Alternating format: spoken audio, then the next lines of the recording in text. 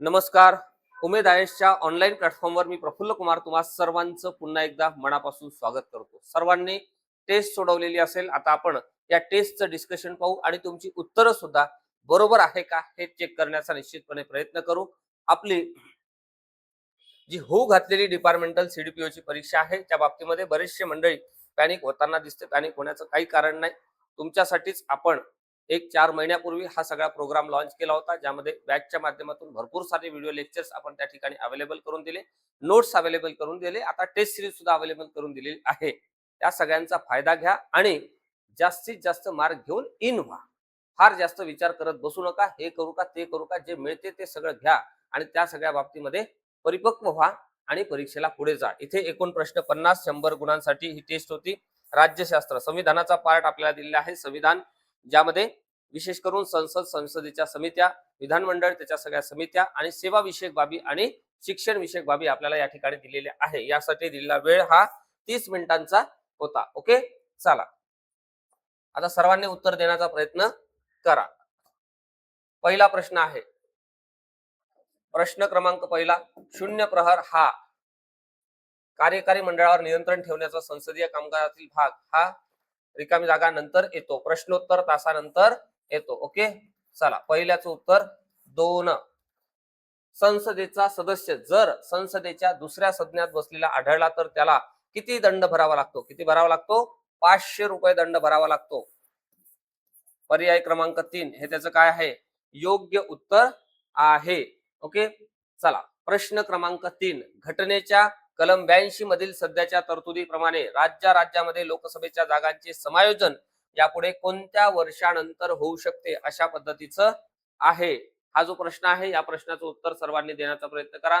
मी थोडा काय घेतो, पॉज घेतो, बाजूला थांबतो. ओके, चला सर्वांनी उत्तर देण्याचा प्रयत्न करा. जबरदस्त प्रश्न आहे. चला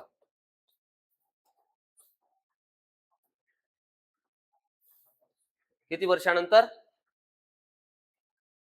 2026. चला हे त्याचं योग्य उत्तर आहे. चौथा प्रश्न, प्रश्न क्रमांक 4. सनदी सेवकांना रिकामी जागा बनण्याची परवानगी नसते. मुख्य निवडणूक आयुक्त होऊ शकतो, चौकशी आयोगाचा प्रमुख होऊ शकतो, विद्यापीठाचा कुलगुरू होऊ शकतो, संसद सदस्य होता येत नाही, पदावर असताना राजीनामा दिला तर निवडणूक लढून तुम्ही काही करू शकता. ओके, चला प्रश्न जर व्यवस्थित वाचला असेल तर उत्तर देता येते. प्रश्न कठीण नाही आहे. प्रश्न का कठीण वाटतात? कारण आपल्याकडे त्या बाबतीत असलेलं कंटेंट नसते आणि प्रश्न समजून घेत नाही. प्रश्न समजून घेतला की काही कठीण नाही. प्रश्न क्रमांक 5. राष्ट्रपती लोकसभेकरिता कोणत्या समाजाच्या 2 सदस्यांची नेमणूक करतात?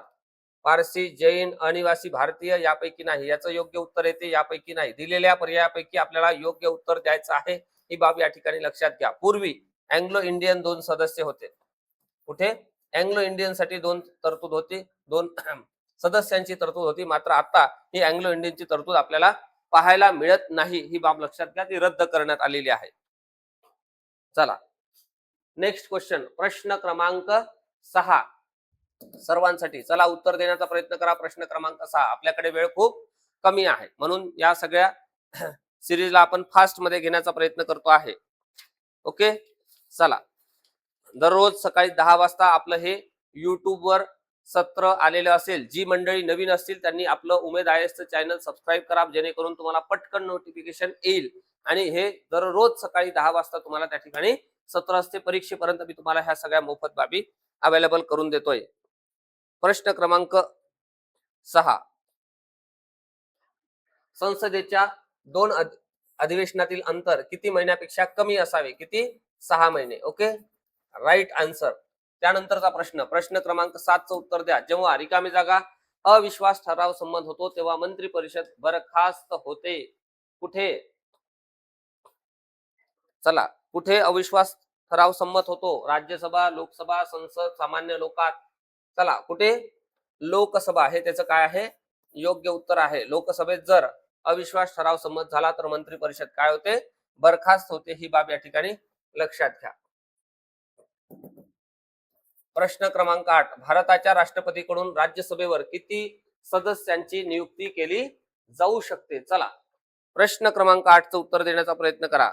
राष्ट्रपतीकडून राज्यसभेवर किती? एकदम साधा सोपा प्रश्न आहे, कोणी उत्तर देऊ शकेल. किती? 12. चला 9, प्रश्न क्रमांक 9. राज्यसभेवर सर्वात प्रथम नामनियुक्त करण्यात आलेले चित्रपटसृष्टीतील व्यक्तिमत्व कोण? राज्यसभेवर सर्वात प्रथम नामनियुक्ती करण्यात आलेले, नामनिर्देशित करण्यात आलेले चित्रपटसृष्टीतील कोण व्यक्ती? पहिले व्यक्ती पृथ्वीराज कपूर. ओके, 4 नंबर पर्याय हे त्याचं काय आहे? योग्य उत्तर आहे. त्यानंतरचा प्रश्न घ्या सर्वांसाठी. प्रश्न क्रमांक 10. लोकसभेवर व राज्यसभेवर महाराष्ट्रातून अनुक्रमे किती प्रतिनिधी निवडले जातात? जबरदस्त प्रश्न आहे, महाराष्ट्र अँगल. चला उत्तर देण्याचा प्रयत्न करा. लोकसभेवर व राज्यसभेवर महाराष्ट्रातून अनुक्रमे किती प्रतिनिधी निवडले जातात? चला उत्तर सांगण्याचा प्रयत्न करा. इथे तुम्ही कन्फ्युज झाला असेल. तुम्हाला माहित आहे की लोकसभेच्या बाबतीमध्ये 48 आणि राज्यसभेच्या बाबतीमध्ये 19. ओके, मग इथे 48 आहे, इथे 48 आहे. तुम्ही इथे कन्फ्युज झाला असेल. इथे 19 आहे, इथे 19 आहे. कन्फ्युज झाला असाल. ओके, लोकसभा 48 आणि राज्यसभा 19. चला राईट आन्सर. 11 नंबरचा प्रश्न. चला सर्वांसाठी. राष्ट्रपतीकडून लोकसभेमध्ये रिकामी जागा अँग्लो इंडियन सदस्य नेमले जातात. पूर्वी नेमले जात होते. किती? 2. आता नेमले जातात का? नाही. इथे लक्षात ठेवायचं, आता नाही. ते काय केलं? कॅन्सल केलं. ओके, चलो. देशातील कायद्याची निर्मिती करणारी सर्वोच्च संस्था कोणती?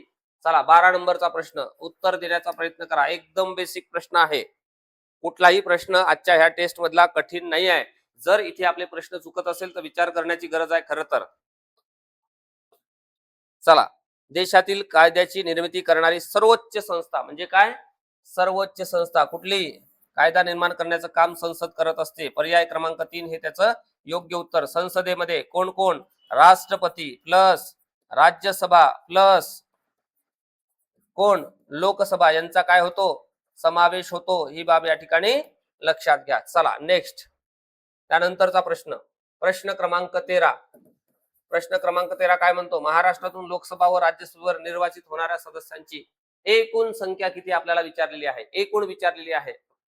चला प्रश्न क्रमांक 13 एकूण विचारलेली आहे.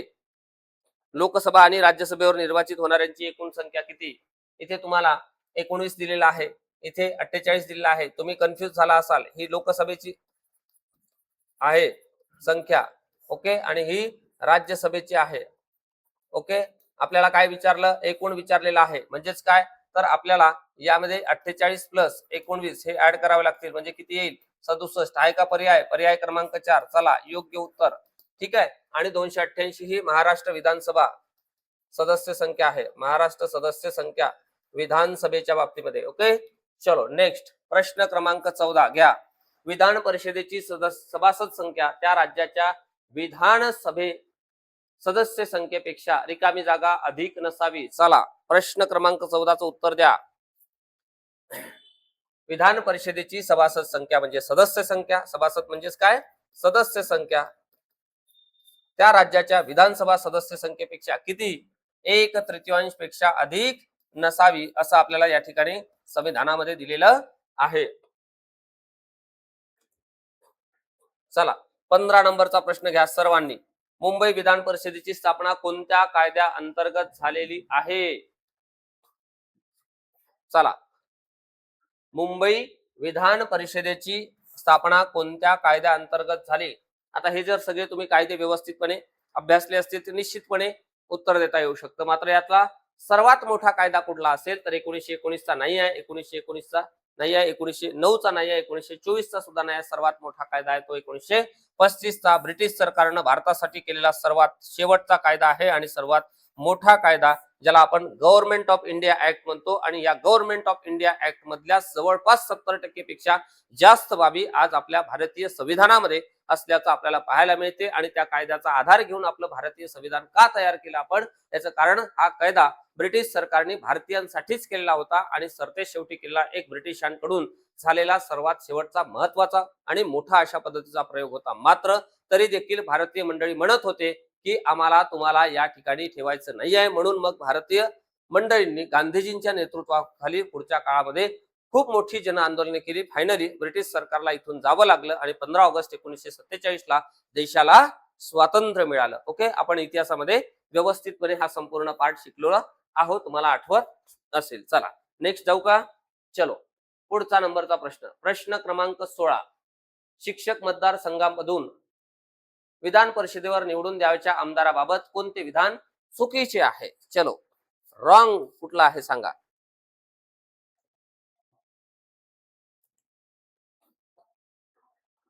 रॉंग सांगण्याचा प्रयत्न करा. रॉंग. यामध्ये आपण थोडासा ब्रेक घेऊ.